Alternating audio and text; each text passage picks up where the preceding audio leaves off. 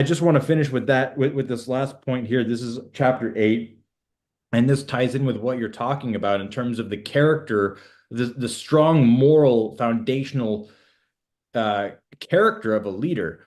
And he talks about the five dangerous faults which may affect a general. One Mhm. is recklessness, which leads to destruction, right? Like that's what we think of as just acting out of aggression, a bull in a china shop, like kind of a Trump personality, right? Just recklessness, not acting decisively.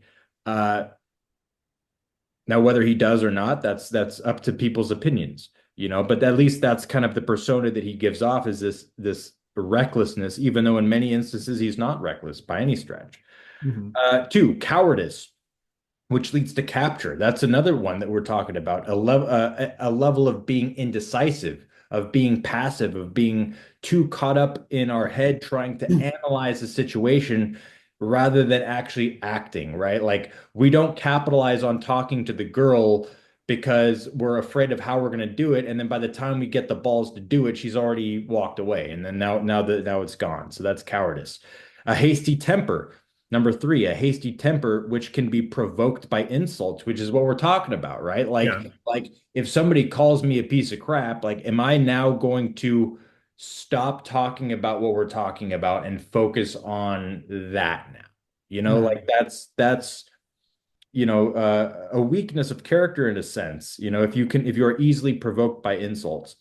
Number four, a delicacy of honor, which is sensitive to shame, which is what we're talking about. Like, oh, I'm the 7 day gym guy, or oh, I'm Right. known as being like the morally virtuous guy, and so any attack on that is going to completely bring me down and get me into a pit of shame. And then the last one is number five, which is over solicitude for his men, which exposes him to worry and trouble. Now that one's a little differently, right? Because that's being around your men, I think is how I'm taking that. It's like it's like caring about it's like being too so I would say like being too motherly about them. Mine says one who loves the people can be troubled. Like if you're a general right. and you're worried about the fact that one guy forgot his pillow, like the proper response is like too bad That's a hard one and move because on. It's harsh, but because Christ went like he would go back to get that one sheep, and like he would right. leave the 99 to find the one. And I think that that's what goes against this. So it's like it's kind of Well, difficult. Yep. let you're totally right. I want to expand on that, but so you read those five. The first two, I think the translations here are interesting as well. Um, you said one who's reckless, right? Was the first one. Mine says one committed to dying can be slain. Like Oh, so if there's the general that's just like gung ho and like I don't care if I die, then that's a problem, yeah. right? And then it's like Lieutenant Dan in Forrest Gump, where he was like he needed to die. That was his destiny. He was all for it. And then the second one, you were saying, what was your word for the second? Cowardice. Cowardice. Cowardice, right? This one says one committed to living can be captured, right? So Oh, if you're committed to dying, that's a problem. But if you're too committed to living, that's also a problem. And there's that balance. And I think it is a flaw in this one that it leaves that fifth one. It says. Um, Mine says one who loves the people can be troubled. Yours says one who's over overly solicited. solicitous. Overly solicitous. I think that's a better translation because it emphasizes the overly. But I think this one should have Right. 2 points as well, right? If you love the people, you can be troubled by the problems of the people. But if you completely disregard the people, then you won't have any connection with the people and you won't have their Tao. That's actually in other places. There is this balance even in here. And I think that that's important. Like what you said, the gym example is relatively trivial and maybe seems kind of silly. But even there, the principle that's going to alleviate that, right? The guy who's so obsessed with being the gym guy, being the perfect 7 days a week, what is going to free that man? Like to truly free him, which not doesn't mean free him to not care about the gym and sit around and eat potato chips because the gym doesn't matter, but free him to be an even more effective gym goer because he won't be defeated by his inevitable failures once in a while. The thing that's going to free you is redemption. It's repentance and redemption, like the ability to say, "Oh yeah, I messed up. I'm not perfect. I, and that's not a flippant, oh, I'm not perfect, so I can do whatever I want, or it's not a big deal." Like, no, I actually sinned. Like I actually broke something. Maybe the missing a gym day is not a sin, but you're going to sin in your life, right? You're going to do something that significantly hurts someone else, that significantly damages, your relationship with someone, your respect for yourself, your relationship with God. And what's the answer there? Well, the answer is, yeah, like God's aware and he's willing to forgive you. Not in the sense of you can go on and do whatever you want and never worry about it. Like you did do something wrong, but you are loved in throughout that.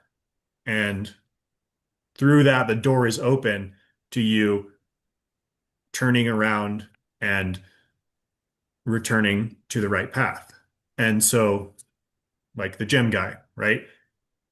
You can be destroyed by the fact that you were unable to maintain perfection and then go from trying to achieve perfection to um, giving up and saying, I'm worthless, right? That would be a life without redemption, without forgiveness, without mercy, right? You have this psychological attitude towards yourself of being too stringent, not being merciful enough, right? And so we're saying is that,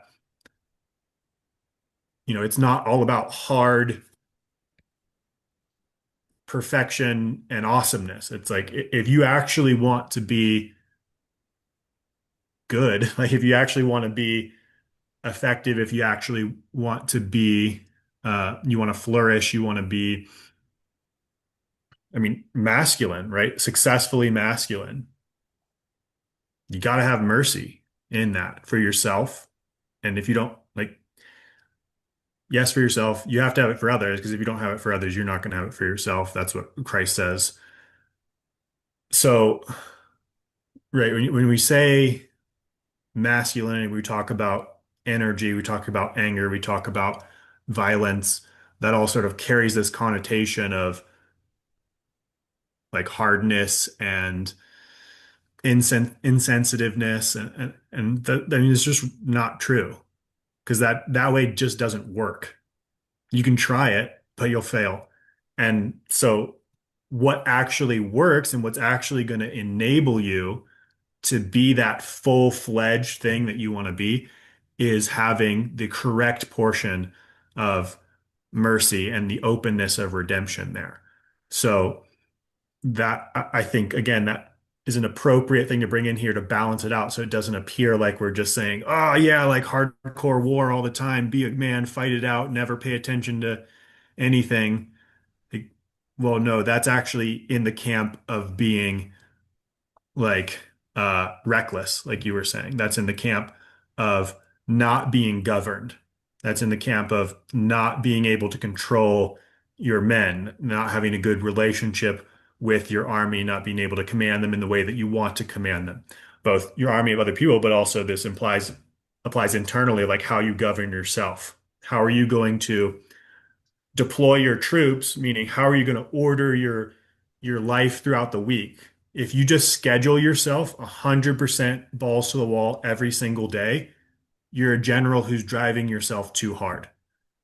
David Goggins can do it, apparently, and like good for him. I'm not gonna like whatever. But I'll just say personally, like I drove myself really hard when I was young. I had this workout routine that I was like fixed to. And I ended up getting an autoimmune disease and being hospitalized. My body was just like no, like we're not doing this. Um, and if you want to say, hey, well, you're just weak, like whatever, do it, get up, get after it every day. I don't know, like God commands a Sabbath, and maybe there's some people who need more rigor. Well, I think there are people who need more rigor and some people who need less.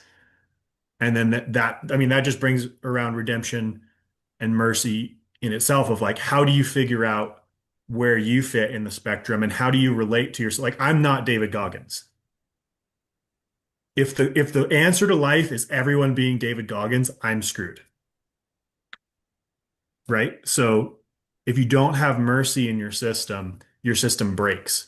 And if you want a system that runs well, if you want a system that's effective, that's going to be able to go into war and survive and respond through the chaos and recover, then you need a system that has that bit of mercy in it, right? Because that's going to be what lasts through that and what enables you to do your best through that. So I think that balances out maybe what we're talking about.